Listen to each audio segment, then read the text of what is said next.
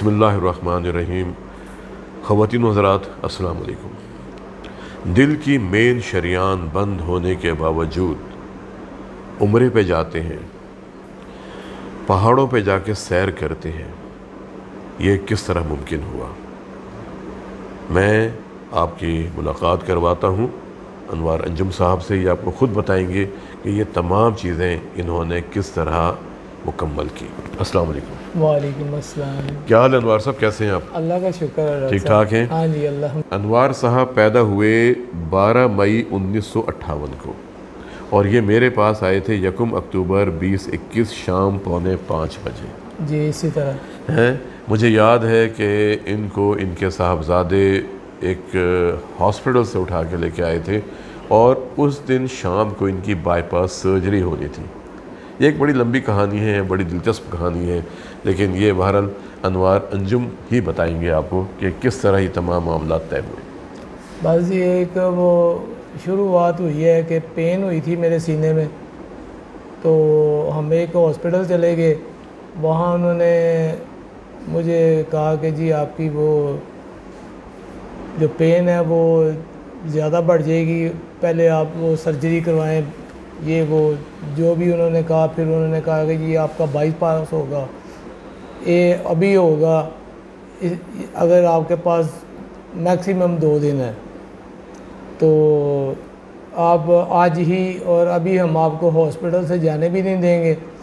तो उन्होंने मुझे बिठा लिया और मेरे साथ मेरे बेटे थे, तो मेरी वाइफ थी।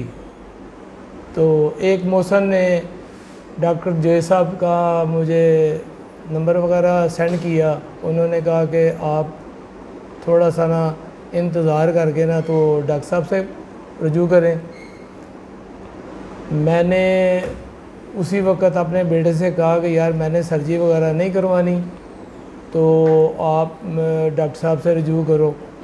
हमने डॉक्टर साहब से रजू किया, तो वहाँ से हम निकल के आए। डॉक्टर साहब ने भी मुझे चेक किया और अल्हम्दुलिल्लाह उन्होंने जैसे चेक किया मुझे भी तसल्ली हुई।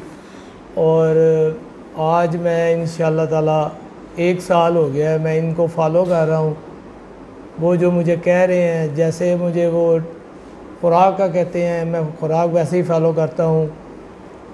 और सबसे पहले अहम बात जो है वो उनकी एक एफ़र्ट है, जो वो कहते हैं कि अपने आप को चेंज करो, यानी कि जो अपना आपका लाइफस्टाइल है उससे चेंज करो। तो यकीनन एक इलाज के लिए लाइफस्टाइल चेंज होना तो ज़रूरी है, चाहे कोई भी बीमारी हो। और आपकी मेन बीमारी जो है इंसान की वो दिल ही है। तो दिल के लिए आपको, आप अगर अपने आप को चेंज नहीं करेंगे तो वो आपके लिए बहुत मुश्किल हो जाएगा, चाहे वो बाईपास हो, चाहे वो स्टैंड डले हो। मुझे 1 साल हो गया है, मैं अल्लाह के फजल से उस दौरानिया में नारान कगान भी गया हूँ और कई जगह सैर वैर की है। फिर मैं अब एक हाल ही में तकरीबन 1 माह हो गया मैं उम्रा करके भी आया हूँ।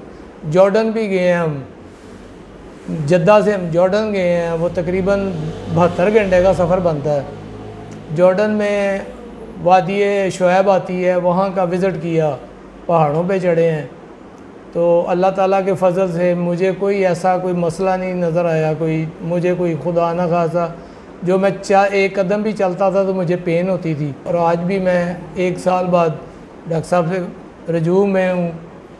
तो अल्हम्दुलिल्लाह उन्होंने मुझे कहा कि आप माशाल्लाह बहुत बेहतर हो, बहुत बेहतर हो। उससे सबसे पहले उनकी आ जाती है एफ़र्ट जो। अच्छा, मैं आपकी बात काटूँगा अनवार साहब। देखें, इनका जो मेन प्रॉब्लम था वो है इनको लेफ़्ट मेन स्टेम डिज़ीज़।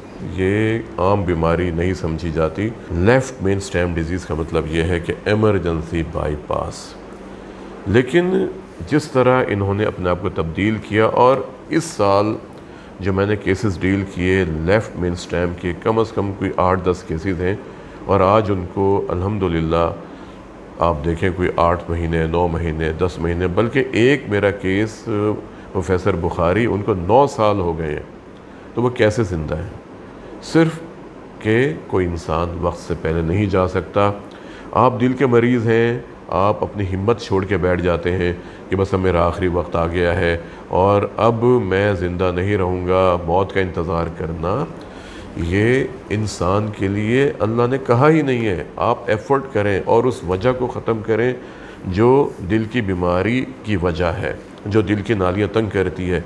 अगर अनवार अंजुम जो 12 मई 1958 को पैदा होते हैं और आप देखें अब ये 64 साल के माशाल्लाह हो गए हैं, अब 64 साल की उम्र में, और ये दौड़ते हैं, भागते हैं। आज इनके बेटे मुझे बता रहे थे कि लगता ये है कि जैसे मेरे पास 25 साल के नौजवान हैं, 3-3 मंजिला जाना, दौड़ना, भागना। अब ये कैसे मुमकिन हुआ? सिर्फ इन्होंने अपने आप को तब्दील किया, एग्रेसिव मैनेजमेंट की। जो इनको खुराक कही गई वही इन्होंने खाई है, जो इनको लाइफस्टाइल बताया गया उस पर इन्होंने अमल किया है, और ये आज आपके सामने हैं एक रोल मॉडल के तौर पे उन तमाम मरीज़ों के लिए जो समझते हैं कि ज़िंदगी अब ख़त्म हो जाएगी। अनवार अंजुम साहब, आप छोटा सा पैगाम दे दें उन तमाम लोगों को जो दिल के मरीज़ हैं और जो ये समझते हैं कि बस अब तो हम इस ज़िंदगी में कोई काम नहीं कर सकेंगे और हमारा एंड है। मैं आप लोगों को, अपने भाइयों को, खाने में ये है कि ज़िंदगी में बहुत कुछ खा लिया, अब अगर हमें एहतियात की ज़रूरत है तो हम एहतियात भी बरतें। अब हमें अगर हमें वो चीज़ें मना की जाती हैं तो उनमें कोई अर्ज नहीं है, वैसी हैं। अगर आप जायके में लें तो तब भी वैसी हैं, अगर ना लें तो फिर आपको मिर्च मसाले वाली भी चीज़ जायके में नहीं लगेगी। आप रिकमेंड ये करते हैं कि सबसे इम्पॉर्टेंट चीज़ है कि आप अपने खाने पर तवज्जो दें, खाने पे तवज्जो दें। जो खाना खा रहे हैं वो मिर्च मसाले वाला ना हो और जो खाना ऑयली ना हो जी, और जो आपको चीज़ अंदर जब जाके वो तकलीफ़ पहुँचाती है उसे छोड़ दें, उसे छोड़ दें। और वो जो तकलीफ़ पहुँचाने वाली चीज़ है जब आप उसे छोड़ देंगे तो अल्लाह पाक के फजल से इंशाअल्लाह ताला आप अपने आप को ना डरें, ना किसी किस्म का खौफ करें। अल्लाह ताला ने चाहा तो आप उतना ही जिएंगे जितनी आपकी ज़िंदगी है। बेशक, और इंसान वक्त से पहले कभी नहीं जा सकता। इन्होंने अपनी खुराक में एहतियात की, इन्होंने अपने ज़िंदगी के मामूलात को तब्दील किया, इन्होंने आराम किया जो इनको रिकमेंड किया गया था, और उसका नतीजा ये निकला कि ये पहाड़ों पर भी गए, ये मक्का मुकरमा गए, इन्होंने जाके वहाँ पर तमाम मनासिक अदा किए, और फिर इन्होंने अल्लाह की तमाम निशानियों को देखा जो अल्लाह ने कुरान में बताई हैं। और आज अनवार अंजुम साहब आपके सामने हैं। बहुत शुक्रिया अनवार साहब, अल्लाह ताला आपको सेहत और ज़िंदगी दे। आई होप कि आप इसी तरह अपने आप को तब्दील करते रहेंगे और जो आपको कहा गया इस पर भी आप इंशाल्लाह अमल करेंगे। अल्हम्दुलिल्लाह। आपका बहुत शुक्रिया। अस्सलाम वालेकुम।